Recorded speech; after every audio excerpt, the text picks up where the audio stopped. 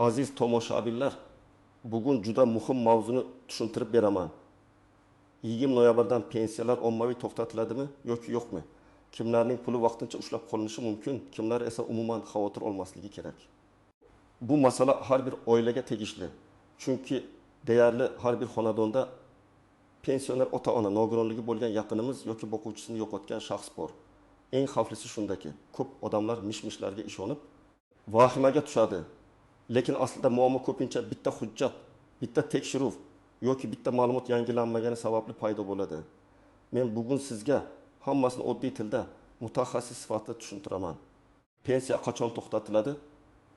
Nima uchun to'xtatiladi? Uni qanday tiklash mumkin? Qaysi hujjatlarni tayyorlash kerak va eng muhimi, pulingizni yo'qotmaslik uchun hozirdan nima qilish kerak? Videoni oxirigacha ko'ring, chunki eng muhim amaliy qadamlarni oxirida beraman. Hozirning o'zida kanalga obuna bo'ling, like bosing, chunki bunday ogohlantirishlar ko'pchilikka kerak bo'ladi.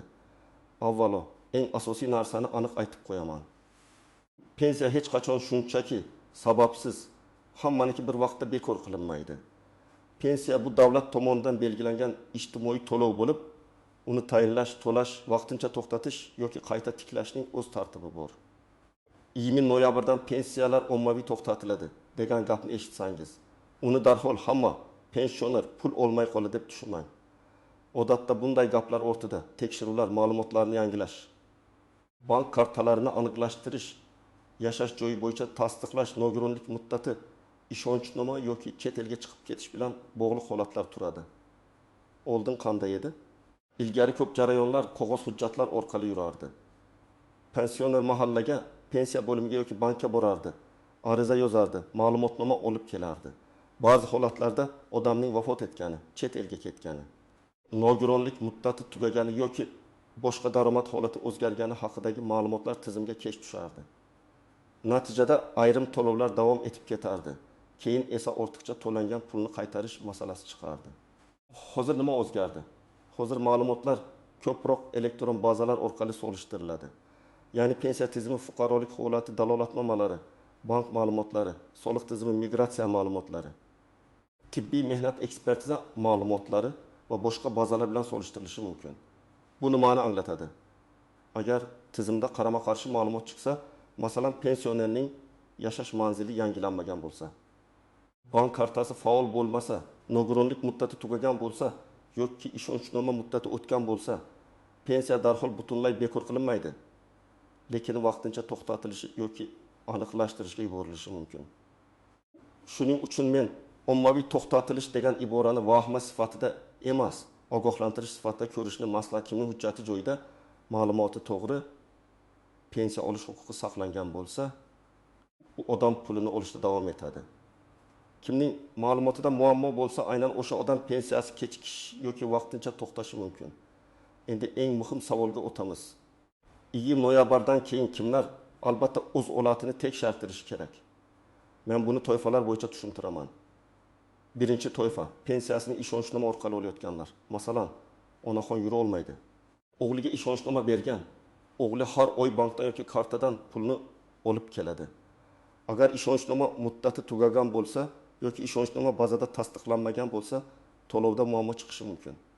Bu yerda davlatning maqsadi pensionerni qiynash emas, balki pul haqiqatan ham pensionerga yetib borayotganini tekshirish. Chunki amaliyotda shunday holatlar bo'ladi. Pensioner kasal, qarindoshi pulni oladi, lekin unga to'liq bermaydi. Yoki pensioner vafot etgan, lekin kimdir eski hujjatlar bilan pulni olib yuradi. Shuning uchun ishonchnoma bo'yicha pensiya olayotganlar eng avvalo hujjat muddatini tekshirishi kerak. Misol keltiraman. 7 yoshli otaxon pensiyasini nevarasi orqali oladi. Ishonchnoma 2023 yil noyabrida rasmiylashtirilgan va yilga berilgan. Agar 2024 yil noyabrida muddat tugasa, bank yoki pensiya tizimi vakolat tugagan deb to'lovni ushlab turishi mumkin. Bu otaxon pensiyadan mahrum bo'ldi degani emas. Shunchaki yangi ishonchnoma rasmiylashtiriladi, tizimga kiritiladi va to'lov tiklanadi. Lekin bu jarayon 3 kun emas, ba'zan 10-15 kun cho'zilishi mumkin. Shu sababli muddatni oldindan tekshirish kerak. Ikkinchi toifa, nogironlik pensiyasi yoki nafaqasi olayotganlar. Nogironlik guruhining muddati bo'lishi mumkin. Agar tibbiy mehnat ekspertiza ko'rgadan qayta o'tish muddati kelgan bo'lsa, lekin odam bormagan bo'lsa, tizim huquq tasdiqlanmadi deb to'lovni vaqtincha to'xtatishi mumkin.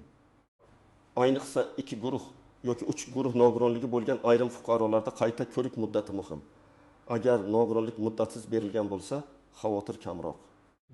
Lekin baribir hujjatlarda muddatsiz degan yozuv bor yo'qligini tekshirtirish kerak. Misol uchun ayol kishi 2 guruh nogironligi bo'yicha nafaqa oladi. Uning ko'rik muddati 15 noyabrda tugagan. U esa men har oy pul olyapman. Demak, hammasi joyida deb yuradi. 20 noyabrdan keyin tizim yangilanganda to'lov to'xtab qolishi mumkin. Keyin u shifokorga, poliklinikaga, ekspertizaga yuguradi. Agar u buni 1 oy oldin qilganda edi, pensiyada uzilish bo'lmasdi. 3-toifa bank kartasi muddati tugagan yoki karta bloklangan pensionerlar. Bugun ko'p pensiyalar plastik karta orqali tushadi. Agar karta muddati tugagan bo'lsa, karta yo'qolgan bo'lsa, bank hisobida cheklov bo'lsa yoki pensioner yangi karta ochgan bo'lsa-yu, uni pensiya tizimiga bog'lamagan bo'lsa, pul tushmay qolishi mumkin. Odamlar buni ko'pincha pensiyam to'xtadi deb o'ylaydi. Aslida pul tayinlangan bo'ladi, faqat to'lov kanali ishlamaydi. Masalan, pensionerning kartasi 21-24 muddat bilan chiqarilgan. Noyabr oyida karta muddati tugaydi. Pensiya 22 noyabrda tushishi kerak, lekin karta faol emas. Bank pulni qabul qilmaydi yoki qaytaradi. Pensioner darhol davlat pensiyamni to'xtatdi deb vahimaga tushadi. Aslida bankka borib yangi karta ochish, hisob raqamini aniqlashtirish va kerak bo'lsa pensiya bo'limiga ma'lumot berish kerak. 4-toifa yashash manzili o'zgargan, lekin hujjatlarda yangilanmagan fuqarolar. Masalan, pensioner Qashqadaryoda ro'yxatda turadi, lekin Toshkentda farzandinikida yashaydi. Agar pensiya oluvchi uzoq vaqt ro'yxatdagi manzilda yashamasa, ayrim tekshiruvlarda savol tug'ilishi mumkin. Bu ayniqsa nafaqa, kompensatsiya yoki qo'shimcha ijtimoiy to'lovlarda muhim. Chunki ayrim to'lovlar mahalla, yashash joyi, oilaviy holat yoki doimiy yashash faktiga bog'liq bo'lishi mumkin. 5-toifa chet elga uzoq muddatga chiqib ketgan pensionerlar. Bu juda nozik masala. Agar odam O'zbekistonda pensiya oladi, lekin uzoq vaqt chet elda yashasa, uning pensiya olish tartibi, tasdiqlash talablari, bank operatsiyalari va shaxsni aniqlash masalalari yuzaga chiqishi mumkin. Ba'zida pensioner pulni kartaga oldirib chet elda ishlatadi. Bu har doim ham taqiqlangan degani emas. Lekin shaxs tirikligi, huquqi va to'lov oluvchi aynan o'zi ekanini tasdiqlash talab qilinishi mumkin. Agar tizim odamning uzoq muddat chiqib ketganini ko'rsa, tekshiruv boshlanishi ehtimoli bor. 6-toifa vafot etgan pensioner nomidan pul olib yurilgan holatlar. Men buni ochiq aytaman, bunday holatlar uchraydi. Odam vafot etadi, lekin kartasi qarindoshlarida qoladi. Ular baribir o'zimizniki-ku deb pulni yechib oladi. Bu juda katta xato, chunki pensioner vafot etgan kundan keyingi ortiqcha to'lovlar qaytarilishi talab qilinadi. Ba'zida bu qarzga aylanadi. Ba'zida huquqiy javobgarlik masalasi ham chiqishi mumkin. Shuning uchun agar oilada pensioner vafot etsa, darhol tegishli idoralarga xabar berish, bank kartasidan foydalanmaslik, dafn puli yoki boshqa qonuniy to'lovlar bo'lsa, ularni rasmiy tartibda olish kerak. Endi kimlar ortiqcha xavotir qilmasligi kerakligini aytaman. Agar siz yoshga doir pensiya olsangiz, hujjatlaringiz to'g'ri bo'lsa, pasportingiz yoki ID kartangiz amal qilsa, bank kartangiz faol bo'lsa, yashash manzilingizda muammo bo'lmasa, sizga hech qanday ogohlantirish kelmagan bo'lsa, pensiyangizni muntazam olib turgan bo'lsangiz, 20 noyabr bo'ldi, endi pulim kesiladi deb vahimaga tushmang. Agar sizning pensiyangiz naqd shaklida pochta orqali keladigan bo'lsa va pochtachi odatdagidek olib kelayotgan bo'lsa, hujjatlaringiz joyida bo'lsa, sizning ham xavotiringiz kam. Lekin baribir shaxsiy hujjatlar muddati, manzil, telefon raqami va bank yoki pochta ma'lumotlari to'g'riligini tekshirib qo'yish foydadan xoli emas.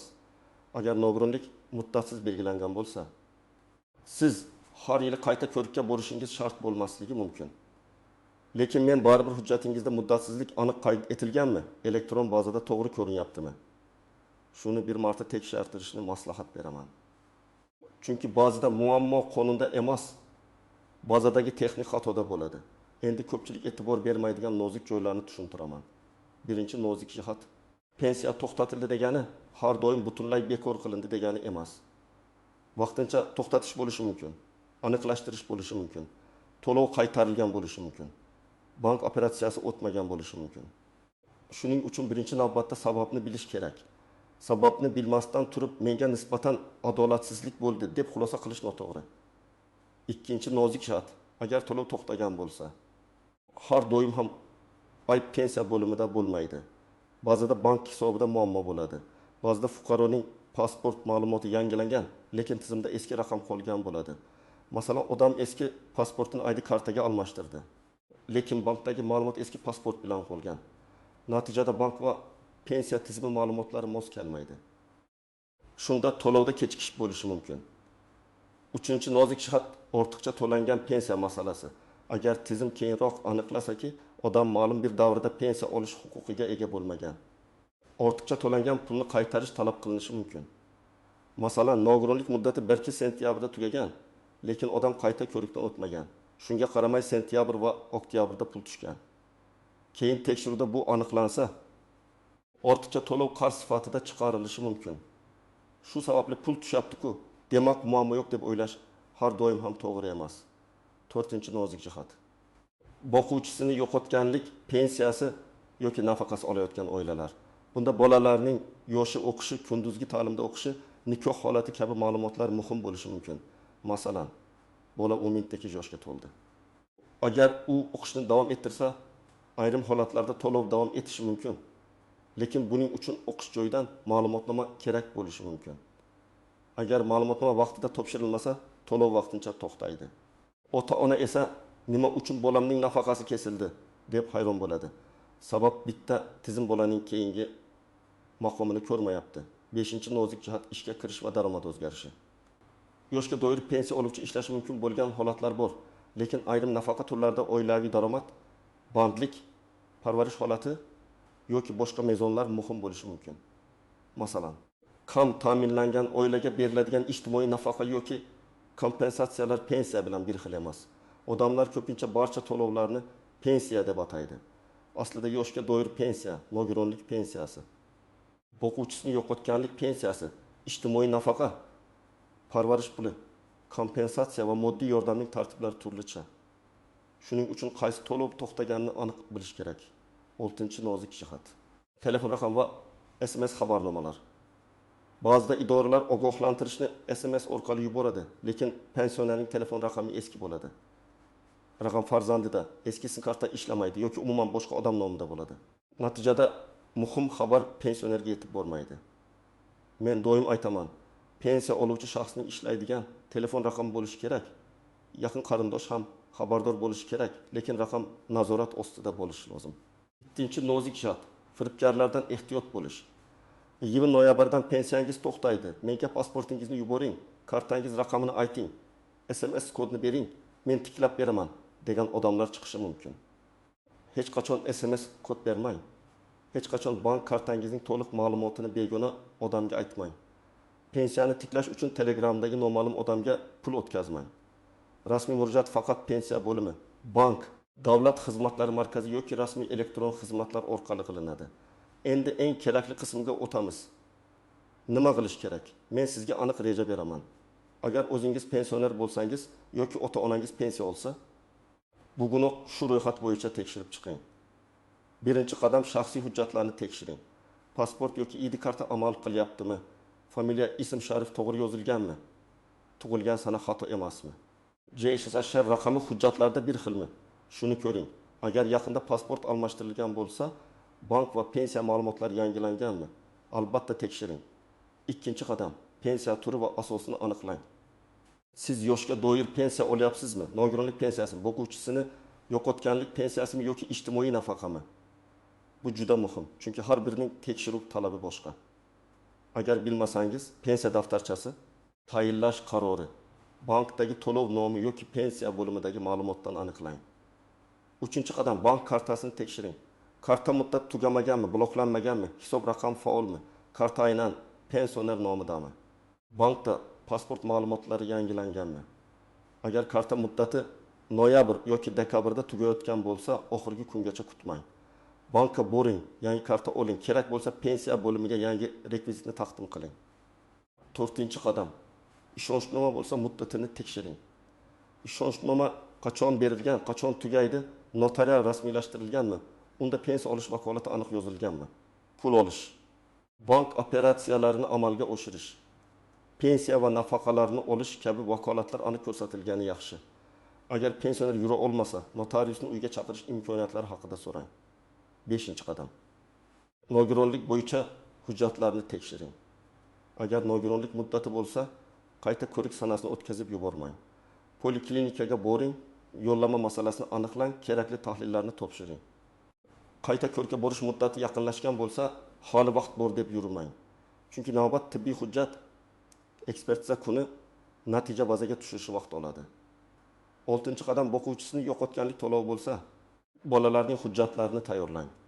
Tug'ilganlik guvohnomasi, pasport yoki ID karta, o'qish joyidan ma'lumotnoma, kunduzgi ta'limda o'qiyotgani haqida tasdiq bank rekvizitlari kerak bo'lishi mumkin. Agar bola 18 yoshga to'lgan bo'lsa, alohida e'tibor bering. 7-qadam yashash manzilini aniqlashtiring. Doimiy ro'yxat vaqtincha yashash mahalla ma'lumoti faktik yashash joyi mos keladimi? Agar pensioner boshqa viloyatga ko'chgan bo'lsa, pensiya hujjatini yangi joyga o'tkazish tartibini so'rang. Bu ishni kechiktirsangiz, to'lovda uzilish paydo bo'lishi mumkin. 8-qadam, agar pensiya tushmay qolsa, darhol sababini yozma aniqlang. Men tavsiya qiladigan tartib shunday: avval bankdan pul kelmaganini so'rang. Bank pul kelmagan desa, pensiya bo'limiga murojaat qiling. Pensiya bo'limiga borganda shunchaki og'zaki so'ramang, kerak bo'lsa yozma ariza bering. Arizada shunday yozish mumkin: menga tayinlangan pensiya to'lovi falon oy uchun kelib tushmadi. To'lov to'xtatilgan yoki kechiktirilgan bo'lsa, sababini yozma ravishda ma'lum qilishingizni hamda tiklash tartibini tushuntirishingizni so'rayman. Arizada FIH, JSSHIR, telefon raqam, manzil, pensiya turi va bank hisobini ko'rsating. 9-qadam, hujjat topshirganda nusxa va tasdiq oling. Ko'p odamlar hujjat topshiradi, lekin qachon, kimga, nima topshirganini isbotlay olmaydi. Ariza topshirsangiz, kirim raqamini oling. Elektron yuborsangiz, tasdiq xabarini saqlang. Bankka borsangiz, ma'lumotnoma oling. Bu keyin muammo chiqqanda sizni himoya qiladi. 10-qadam, qarindoshlar bilan kelishib oling. Agar oilada keksa pensioner bo'lsa, hamma farzandlar bilsin. Kartani kim ishlatyapti, ishonchnoma kimda, hujjatlar qayerda, telefon raqam kimda, bank SMS kimga keladi. Juda ko'p nizolar oilaning o'zida boshlanadi. Bitta farzand pulni oladi, boshqalar bilmaydi. Keyin pensiya to'xtasa, hamma bir-birini ayblaydi. Hujjatlar shaffof bo'lsa, muammo kamayadi. Agar pensiya haqiqatan ham to'xtatilgan bo'lsa, nima qilish kerak? Birinchidan, vahima qilmang. 2-dan, sababini aniqlang. 3-dan, sababga qarab hujjat tayyorlang. Agar karta muammosi bo'lsa, bank hujjati. Agar nogironlik muddati bo'lsa, tibbiy ekspertiza hujjati. Agar ishonchnoma bo'lsa, yangi ishonchnoma. Agar o'qish ma'lumotnomasi bo'lsa, ta'lim muassasasidan ma'lumotnoma. Agar manzil muammosi bo'lsa, ro'yxat yoki yashash joyi bo'yicha tasdiq. 4-dan, pensiya bo'limiga yozma murojaat qiling. 5-dan, belgilangan muddatda javob bo'lmasa, yuqori turuvchi tashkilotga yoki rasmiy murojaat portallari orqali shikoyat qiling. Men yana bir narsani alohida ta'kidlayman. Agar pensiya vaqtincha to'xtatilgan bo'lsa va siz huquqingizni tasdiqlasangiz, ko'p holatlarda to'lanmay qolgan davrni qayta hisoblash masalasi ko'rib chiqiladi. Lekin buning uchun sizning aybingiz bilan uzoq vaqt hujjat topshirilmagan yoki tizim xatosimi shu aniqlanadi. Shuning uchun har bir kun muhim. 1-2 oy kutaylik deyish noto'g'ri. Bugun tushmagan pul ertaga kattaroq muammoga aylanishi mumkin. Demak, 20 noyabrdan pensiyalar ommaviy to'xtatiladi degan gapni eshitsangiz, darhol vahimaga tushmang. Hamma pensionerning puli bir kunda bekor bo'lmaydi. Lekin hujjatida, kartasida, ishonchnomasida, nogironlik muddati, o'qish ma'lumotnomasida, yashash manzilida yoki elektron bazadagi ma'lumotida muammo bor odamlar to'lov kechikishi yoki vaqtincha to'xtashi xavfiga duch kelishi mumkin. Mening asosiy maslahatlarim shular. Hujjatlarni tekshiring, kartani yangilang, ishonchnoma muddatini ko'ring, nogironlik qayta ko'rigini o'tkazib yubormang, o'qish ma'lumotnomasini vaqtida oling, pensiya tushmasa yozma murojaat qiling va hech qachon SMS kodlaringizni begonalarga bermang. Agar sizda pensiya to'xtashi, kechikish yoki hujjat bilan bog'liq savol bo'lsa, izohlarda yozib qoldiring. Qaysi pensiya turi, qaysi oyda to'xtagan, sizga qanday sabab aytishgan. Men keyingi videolarda eng ko'p uchraydigan savollarni alohida tushuntirib beraman. Video foydali bo'lgan bo'lsa, albatta like bosing, kanalga obuna bo'ling va bu videoni ota-onangizga, qarindoshlaringizga, mahalla guruhlariga yuboring. Chunki bitta vaqtida ko'rilgan video kimningdir pensiyasi kechikib qolishining oldini olishi mumkin.